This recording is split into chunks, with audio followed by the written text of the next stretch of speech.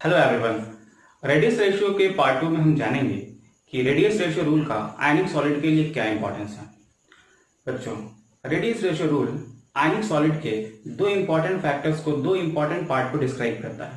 पहला, radius ratio rule आयनिक crystalline solid के stability के बारे में बताता है और दूसरा यह आयनिक क्रिस्टलाइन सॉलिड के शेप के बारे में बताता है।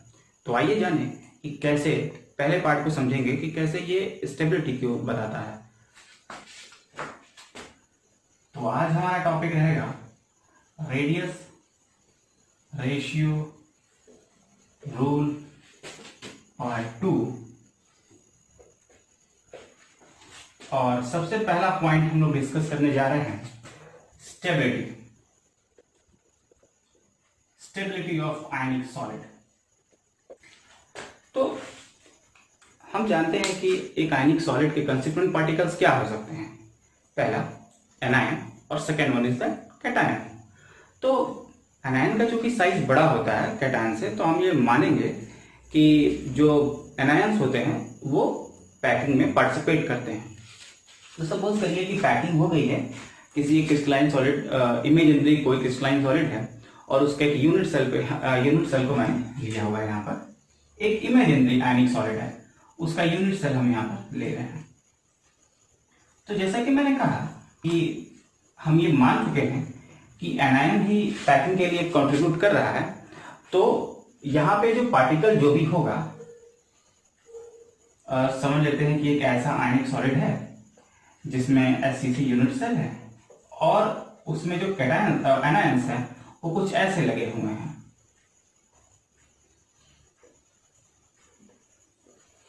ये कुछ ऐसे लगे हुए हैं, clear.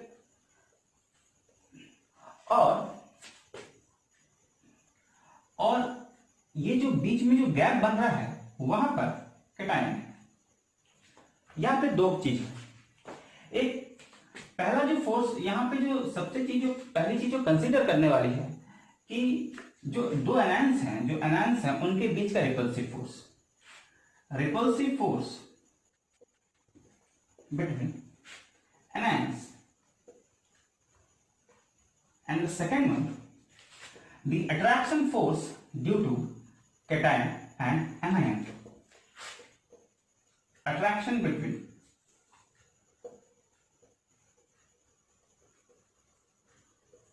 cation and anion. Clear. तो फिर एक क्वेश्चन आता है कि इससे स्टेबिलिटी का क्या मतलब है। जरा समझें इस चीज को कि अगर रिपल्सिव फोर्स का मैग्नीट्यूड अगर बहुत ज्यादा है तो ये जो पार्टिकल्स है एक दूसरे से मैक्सिमम पॉसिबल डिस्टेंस पे रहेंगे, जिसके कारण आयनिक क्रिस्टल का जो स्टेबिलिटी फैक्टर है वो बहुत कम हो जाएगा। फिर अगर अट्रैक्शन फोर्स और रिपल्सन जो फोर्स है अगर इक्वल मैग्नीट्यूड में है तो यहां से क्रिस्टल स्टेबल होना स्टार्ट होता है। और अगर अट्रैक्शन फोर्स का जो मैग्नीट्यूड अगर बहुत अधिक हो जाए तो क्रिस्टल स्टेबलाइज हो जाता है। तो कहने का मतलब ये है कि जो आयनिक क्रिस्टल की स्टेबिलिटी है वो डिपेंड करती है magnitude of attraction between cation and anion. तो यहां तक हम लोग जान चुके हैं कि जो आयनिक सॉलिड का जो स्टेबिलिटी है वो डिपेंड करता है कि attraction between cation and anion. Cation और एनायन के बीच अट्रैक्शन जब ज्यादा होगा तभी आयनिक क्रिस्टल की स्टेबिलिटी अधिक होगी। और ये कैसे पॉसिबल है देखते हैं।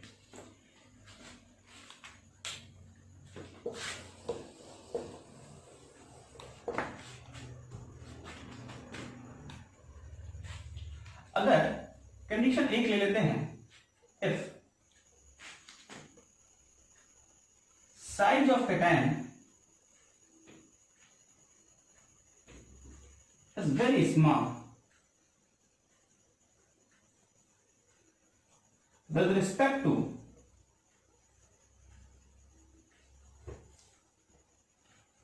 the void। अगर कैटायन का जो रेडियस है, साइज है, अगर वो वॉइड के रेडियस से बहुत छोटा है तो क्या हो सकता है। सपोज करो कि यहां पर एक ट्राइगोनल वॉइड है और यहां पर रखा हुआ है कैटायन। तो ऐसा क्या हुआ, कैटायन का साइज बहुत छोटा है, तो क्या होगा कि एनायंस एक दूसरे को अप्रोच करेंगे और यहां पे होगा मैक्सिमम रिपल्शन, और मैक्सिमम रिपल्शन के कारण क्या होगा कि आयन का जो अनस्टेबिलिटी है, स्टेबिलिटी है, वो बहुत कम हो जाएगा। फिर थोड़ा साइज बढ़ा करके देखते हैं कि क्या होता है।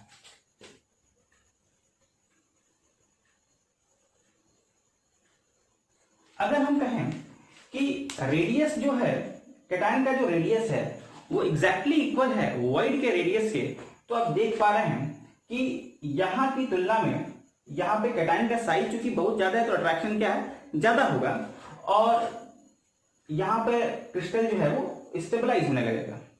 अब एक और कंडीशन ले लेते हैं, सेकंड, ये फर्स्ट कंडीशन का पार्ट था। सेकंड कंडीशन में if size of cation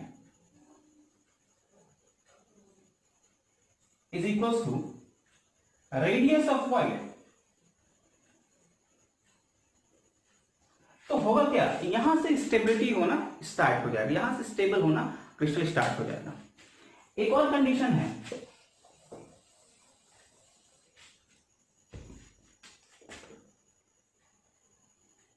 if size of cation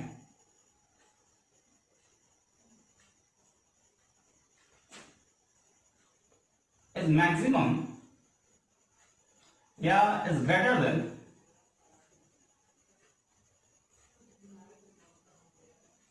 the void, ऐसे कंडीशन में ये हो सकता है।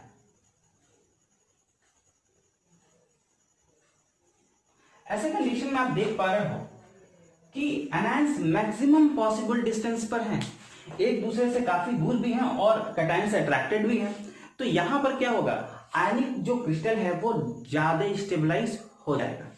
तो अभी तक हम लोगों ने देखा कि जो आयनिक सॉलिड की जो स्टेबिलिटी है वो डिपेंड करती है अट्रैक्शन बिटवीन कैटायन और एनायन, और दूसरी चीज जो स्टेबिलिटी है वो डिपेंड करता है साइज ऑफ कैटायन।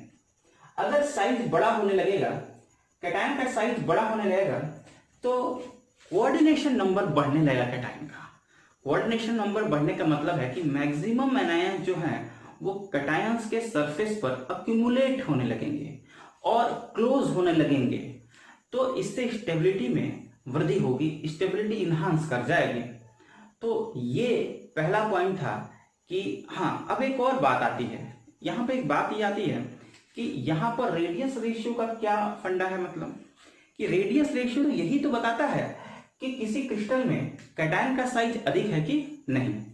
अगर रेडियस रेशियो की वैल्यू अधिक है, suppose RR is the radius ratio and this is radius of cation and it is radius of anion, तो अगर रेडियस रेशियो की वैल्यू अधिक है किसी फिक्स्ड एनायन के लिए, तो ऑब्वियस सी बात है कैटायन का साइज जो है अधिक होगा।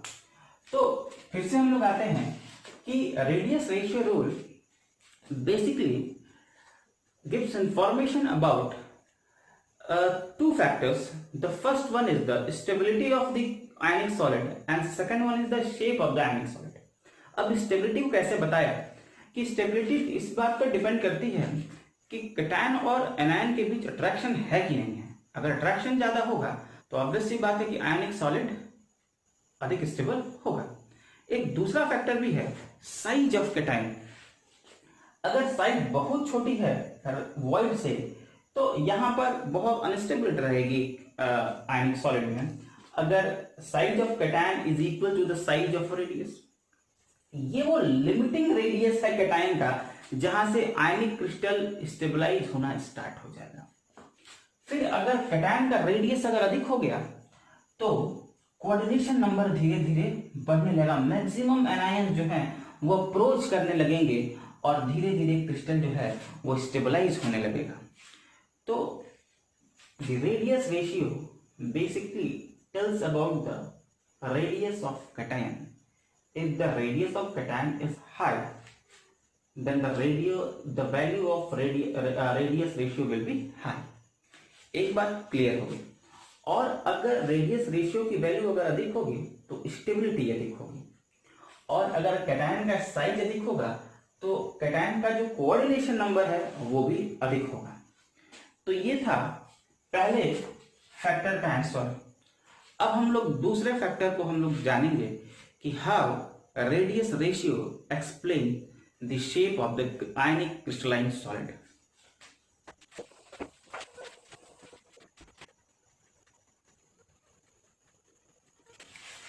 जैसा कि आप स्क्रीन पे देख पा रहे होंगे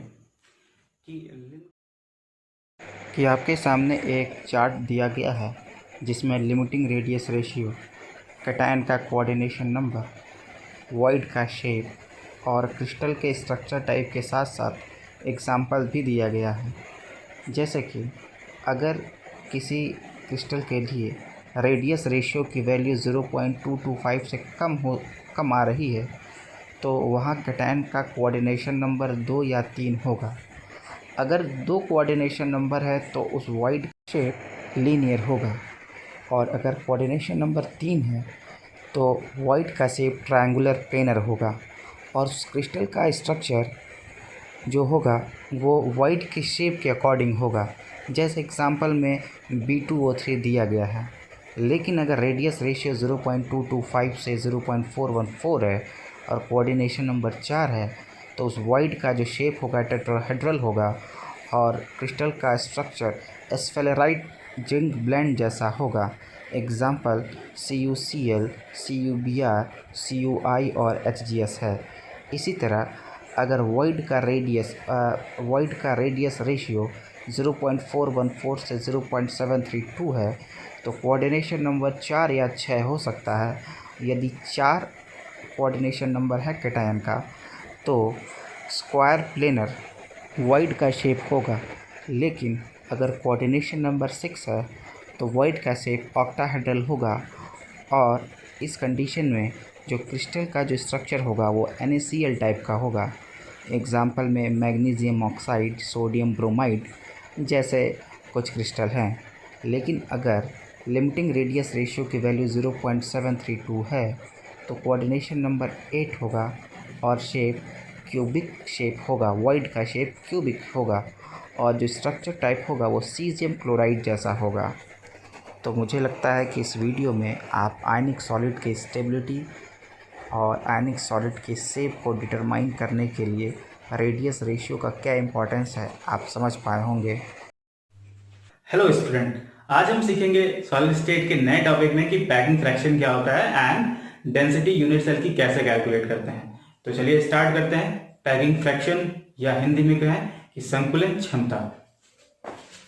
जैसा कि हम जानते हैं कि किसी भी unit cell, basic unit cell जो हम लोगों ने पिछले लेक्चर्स में पढ़ लिया है कि यूनिट सेल में पार्टिकल्स लगे होते हैं। ये यूनिट सेल है, SCC सिस्टम का यूनिट सेल है और इसमें पार्टिकल लगे हुए हैं। These are the particles। और आप देख पा रहे हो कि हालांकि जैसे दिख रहा है कि पार्टिकल जो है वो काफी दूरी पर है, लेकिन एक क्रिस्टलाइन सॉलिड में पार्टिकल बहुत क्लोज होते हैं एक दूसरे के, लेकिन फिर भी कुछ अमाउंट में गैप बच ही जाता है। तो आप देख पा रहे हो कि ये तो टोटल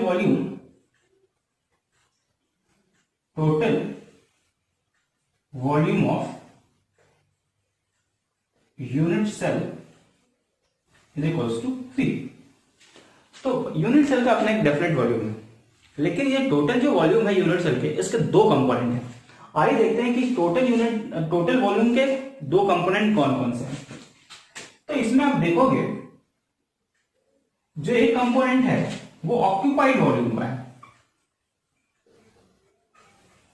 अब ये ऑक्यूपाइड वॉल्यूम क्या है?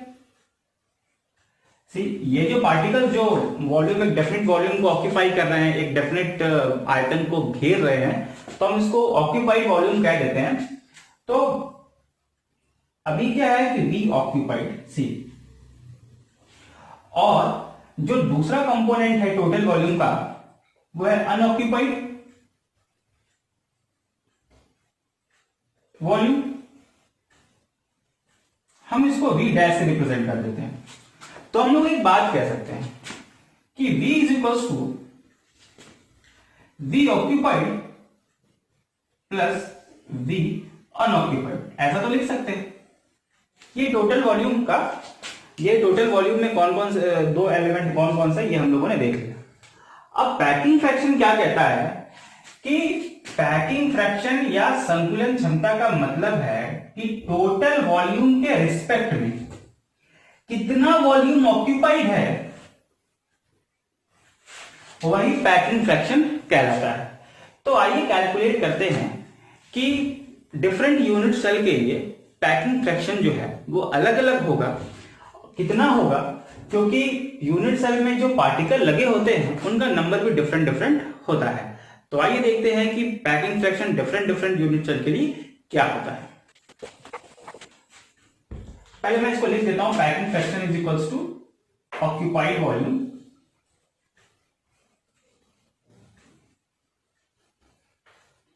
Divided by total volume.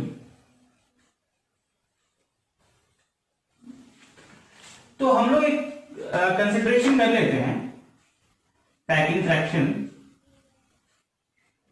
अब ऑक्यूपाइड वॉल्यूम, कितना वॉल्यूम ऑक्यूपाई होगा, एक पार्टिकल जितना वॉल्यूम ऑक्यूपाई करता है इनटू जितने पार्टिकल होते हैं। तो हम लोग लिख सकते हैं कि भाई पार्टिकल कितने हैं, नंबर ऑफ पार्टिकल्स, क्लियर, कि पार्टिकल कितने हैं और एक पार्टिकल का वॉल्यूम कितना है, volume of a particle, clear, divided by total volume of unit cell, या हम डेफिनेट ऐसे लिख सकते हैं वॉल्यूम ऑफ यूनिट सेल। लिख दिया इसको। अब हम लोग इस इक्वेशन को हम लोग डिफरेंट डिफरेंट यूनिट सेल के लिए हम लोग देखेंगे। तो हम लोग नंबर ऑफ पार्टिकल को अगर कैपिटल एन से डिजाइनेट करते हैं, सी इसको थोड़ा सा हम सिंबलाइज करते हैं, packing fraction is equals to number of particle को एन से रिप्रेजेंट कर दिया, वॉल्यूम ऑफ पार्टिकल को वीपी कह दिया और वॉल्यूम ऑफ यूनिट सेल को हम लोग वी कह देते हैं। तो चलिए इस इक्वेशन से हम लोग डिफरेंट यूनिट सेल के लिए पैकिंग फ्रैक्शन की वैल्यू, संकुलन क्षमता का मान की गणना करते हैं। आगे देखते हैं। पहला हम लोग जानते हैं एससीसी यूनिट सेल के लिए। तो पैकिंग फ्रैक्शन कितना होगा, नंबर ऑफ पार्टिकल। अब आपको एससीसी में पता है कि नंबर ऑफ पार्टिकल कितने होते हैं, 1 होता है। वॉल्यूम ऑफ पार्टिकल, अब चूंकि जब हम लोग पैकिंग पढ़ रहे थे, चाहे कुछ भी हम लोग सॉलिड स्टेट में पढ़े, हम लोग एक ही चीज मानते हैं कि जो कंस्टिट्यूएंट पार्टिकल है वो स्फेरिकल होते हैं और इस स्फेयर का जो वॉल्यूम होता है वो होता है 4/3 पाई आर क्यूब। क्लियर। अब volume of a unit cell का वॉल्यूम होता है साइड का क्यूब, क्योंकि हम जो हम लोग यूनिट सेल पढ़ रहे हैं ना वो क्यूबिक सिस्टम के लिए पढ़ रहे हैं। और मैंने अपने पहले लेक्चर में बता दिया था कि हम लोग को इंटायर चैप्टर में हम लोग को क्यूबिक सिस्टम के बारे में ही पढ़ना है। तो अब आप लोग देखते हैं फॉर एससीसी, अब हम लोग को एक चीज पता करना पड़ेगा। हम लोग पहले से जानते हैं कि for SCC A is equals to 2r। ये रिलेशन है side of cube and radius of particle के बीच रिलेशन है। किसके लिए, एससीसी यूनिट सेल के लिए। जो नहीं जानते प्लीज मेरे पहले लेक्चर्स को आप लोग देख लीजिए। तो जब a की वैल्यू यहां पे पुट करोगे तो इसको लिख सकते हैं 4/3 pi r cube divided by 2r का क्यूब। सो ये हो जाएगा 4/3 पाई इंटू 8। ये हो गया आर क्यूब से आर क्यूब तो कैंसिल हो जाएगा। क्लियर। 22/42 ऐसा हो गया। तो इस तरह से हम लोग जब इसको हम लोग कैलकुलेट करेंगे तो ये वैल्यू आ जाएगी पैकिंग फ्रैक्शन की 0.524। सो अगर हम लोग इसको परसेंटेज कैलकुलेट करें कि how much what percentage of the volume is covered by occupied by the particles, अगर हम परसेंटेज की बात करें तो percentage packing fraction is equals to 52.4%। So 52.4% area जो है वो ऑक्यूपाइड है किसके लिए? एससीसी के लिए। Packing fraction is 52.4%। तो ये तो हो गया पैकिंग फ्रैक्शन किसके लिए? एससीसी के लिए 52.4%। ये बताता है कि ऑक्यूपाइड जो वॉल्यूम है वो इतना परसेंट है, यूनिट सेल का इतना परसेंट ऑक्यूपाइड है, यूनिट सेल के वॉल्यूम का इतना परसेंट ऑक्यूपाइड है। तो अनऑक्यूपाइड कितना है? एम्प्टी स्पेस कितना है? तो हम लोग इसको कुछ ऐसे लिख सकते हैं, empty space is equals to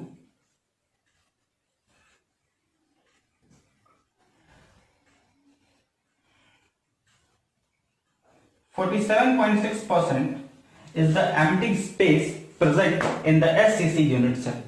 तो SCC यूनिट सेल के लिए हम लोगों ने पैकिंग फ्रैक्शन देख लिया है, और आइए चलते हैं कि FCC यूनिट सेल के लिए पैकिंग फ्रैक्शन की वैल्यू कैसे कैलकुलेट करते हैं।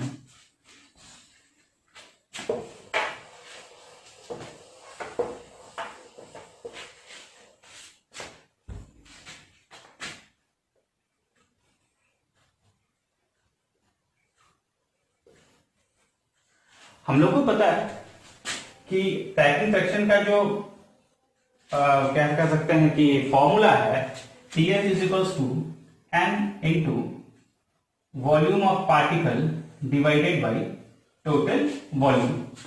सो अब number of particle present in FCC कितना है? 4 है। पार्टिकल क्या है? स्फेरिकल है, तो उसका जो वॉल्यूम होगा वो 4/3 पाई r क्यूब। और वॉल्यूम कितना है FCC के लिए हम लोग को जानना है, तो हम लोग को ये पता है FCC के लिए R is equals to √2/4 into a, और इसको हम लोग सिंप्लीफाई करें तो ये हो जाएगा R is equals to 1/2 √2 into A. So A is equals to 2 √2 into R। ये बहुत इंपॉर्टेंट रिलेशन है बच्चों। जो भी साइड, जो क्यूब के साइड और पार्टिकल के रेडियस में जिसको भी रिलेशन नहीं पता है वो प्लीज प्रीवियस लेक्चर्स को जाकर के देखिए चैनल पे। आइए आगे देखते हैं इसको। तो हम लोग A की वैल्यू, A क्या है यहाँ पे? वॉल्यूम ऑफ जो क्यूबिक सिस्टम है उसको क्या होगा? साइड का क्यूब होता है। तो अगर आप इसको चेक करो तो यहां पर क्या होना है? A की जगह आप ये वैल्यू रख दो 4 into 4/3 pi r cube divided by 2 r cube. जब आप लोग इसको कैलकुलेट करोगे तो ये आएगा 74%। क्लियर? हमको पैकिंग फ्रैक्शन निकालने के लिए जरूरी क्या है? हमको बस दो चीज पता होनी चाहिए कि what is the actual contribution of particle in the different unit cell, और सेकंड चीज क्या है कि we must know the relation between radius of particle and the side of cube.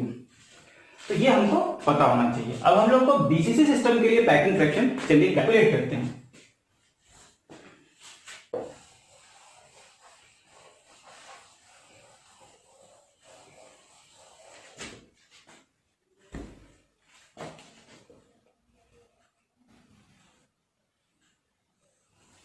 BCC system के लिए देखते क्या होता है। अगर आप देखो, हम लोग को रूल क्या पता है कि packing fraction is equal to number of particle into volume of a particle and total volume. फिर मैं कह रहा हूं आपको पता होना चाहिए नंबर ऑफ पार्टिकल कितने होते हैं यूनिट सेल में, पहली चीज। और दूसरा ये पता होना चाहिए कि किसी भी एक यूनिट सेल के लिए side of cube and the particle, radius of the particle के बीच क्या रिलेशन होता है। तो पहले इसको कंफर्म कर लेते हैं। बीसीसी के लिए क्या होता है? नंबर ऑफ पार्टिकल कितने होते हैं? 2, volume of particle 4/3 pi r cube. Clear? अब वॉल्यूम क्या होता है? A क्यूब होता है। फिर साइड, क्यूब के साइड और पार्टिकल के रेडियस में क्या रिलेशन है आपको बता दूं कि ये होता है R is equals to √3/4 into a होता है। तो आप इसको ऐसे भी लिख सकते हो 4/√3 into r is equals to, clear cut, 2 into 4/3 pi r cube divided by 4/√3 r cube, clear? So the packing fraction, when you calculate this equation, you will get the packing fraction is what, 68%, clear? तो इस तरह से हम लोग different unit cell के लिए packing fraction कितना होता है उसको कैलकुलेट कर सकते हैं। मुझे लगता है हेलो स्टूडेंट, सॉलिड स्टेट में हम लोग सीखने जा रहे हैं कि यूनिट सेल की डेंसिटी क्या होती है और यूनिट सेल की डेंसिटी किन किन फैक्टर्स पर डिपेंड करती है। तो आइए देखते हैं डेंसिटी ऑफ यूनिट सेल। हम लोग को क्या पता है कि जो डेंसिटी होता है उसका जनरल फॉर्मूला क्या होता है। डेंसिटी मतलब हिंदी में इसको घनत्व कहते हैं, और डेंसिटी डिपेंड करता है कि यूनिट वॉल्यूम का मास कितना होता है। तो अगर डेंसिटी फाइंड आउट करना है तो हमको वॉल्यूम पता होना चाहिए, हमको क्या पता होना चाहिए, मास पता होना चाहिए। तो डेंसिटी ये कहता है कि पर यूनिट वॉल्यूम का मास कितना होता है, वही डेंसिटी कहलाता है। तो हमको क्या पता है करना है, यूनिट सेल का डेंसिटी कितना है, तो यूनिट सेल का मास कितना हो यही पता होना चाहिए, यूनिट सेल का वॉल्यूम कितना है ये भी पता होना चाहिए। तो एक चीज तो हम लोग को एकदम क्लियर कट पता है कि क्यूबिक यूनिट सेल के लिए वॉल्यूम किस पर डिपेंड करेगा, साइड के क्यूब पे डिपेंड करेगा, क्लियर। अब एक और चीज, यूनिट सेल का मास कितना होगा, यूनिट सेल का मास कितना होगा। बच्चे हम लोग को पता है कि अगर आप यूनिट सेल में है ही क्या, यूनिट सेल में है ही क्या, पार्टिकल लगे हुए हैं और पार्टिकल को हम लोग एक लाइन के थ्रू ज्वाइन करते हैं। तो लाइन का कोई वेट तो है नहीं, लाइन तो इमेजिनरी लाइन है जिसका कोई वेट नहीं है। वेट किसका है, यूनिट सेल में अगर किसी का वेट है तो वो किसका वेट है, पार्टिकल का वेट है। तो जो मास है, यूनिट सेल का जो मास है वो टोटली डिपेंड करेगा पार्टिकल के मास पे। तो पार्टिकल का मास कैसे फाइंड आउट करें, हमको पता होना चाहिए कि नंबर ऑफ पार्टिकल कितने हैं और एक पार्टिकल का मास कितना है। तो आइए पहले इसको लिख लेते हैं। So mass of unit cell ऐसे लिख लेते हैं, mass of unit cell, volume of unit cell, यही है कि डेंसिटी ऑफ यूनिट सेल। तो मास पता करने के लिए हम लोग क्या पता होना चाहिए, नंबर ऑफ पार्टिकल पता होना चाहिए, क्लियर। और क्या पता होना चाहिए, मास ऑफ अ पार्टिकल, ये भी पता होना चाहिए, क्लियर। और साइड हम लोग ए मान देते हैं, तो हम क्यों नहीं इसको ए क्यूब लेते हैं, तो क्या बहुत देखेंगे। डेंसिटी को हम लोग एक सिंबलाइज कर लेते हैं डी के, तो density D is equals to, अब हम लोग को पता करना है कि number of particle, number of particle को हम लोग डेजिग्नेट कर देते हैं जेड से, क्लियर। अब हम लोग को पता करना है कि जो पार्टिकल का मास होता है ना वो किस पे डिपेंड करता है, क्लियर। तो z into mass of particle, तो हम लोग क्यों ना इस मास ऑफ पार्टिकल को, इसको हम लोग सिंबलाइज कर देते हैं कैपिटल M से, क्लियर। एक तो ये हो गया, लेकिन इसको थोड़ा और सिंप्लीफाई करने की जरूरत है कि मास ऑफ पार्टिकल किन किन फैक्टर्स पर डिपेंड करता है। तो वो कुछ ऐसे ये बताए कि मास ऑफ 6.022 into 10 की पावर 23 पार्टिकल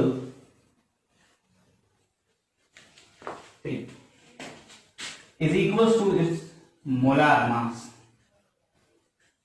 ये हम लोग को पक्का पता है। तो mass of one particle is equals to molar mass divided by 6.022 into 10 की पावर 23, क्लियर। तो मास ऑफ पार्टिकल को हम लोगों ने किससे डिजिग्नेट किया है, m से डिजिग्नेट किया, m। अब मोलार मास को हम लोग सिंबलाइज कर देते हैं स्मॉल m से, और ये जो आपको नंबर दिख रहा है इसको हम लोग अवागाद्रो नंबर कहते हैं, Na से रिप्रेजेंट करते हैं। तो अगर ये जो वैल्यू है, जो मोलार मास, जो ये जो वैल्यू है, हम लोग इस इक्वेशन में पुट अप कर सकते हैं। So D is equals to Z into small by AQ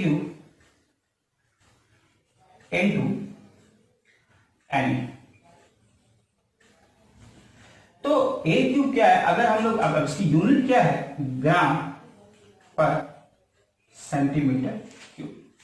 तो पर सेंटीमीटर क्यूब में इतना ग्राम जो है वो हमारा मास है, तो टोटल डेंसिटी हम लोग इजीली कैलकुलेट कर सकते हैं। तो डेंसिटी डिपेंड करता है, किसी भी यूनिट सेल की डेंसिटी डिपेंड कर रही है कि उस यूनिट सेल में पार्टिकल कितने हैं, उस यूनिट सेल में जो पार्टिकल लगे हुए उसका मोलार मास कितना है, डिवाइडेड बाय जो साइड का जो लेंथ है वो कितना है, और एवोगाड्रो नंबर पर डिपेंड करता है। तो मुझे लगता है कि आप लोग को डेंसिटी, यूनिट सेल की डेंसिटी कैसे फाइंड आउट करते हैं, तो आप लोग डिफरेंट यूनिट सेल के लिए डिफरेंट डेंसिटी को इजीली कैलकुलेट कर सकते हैं।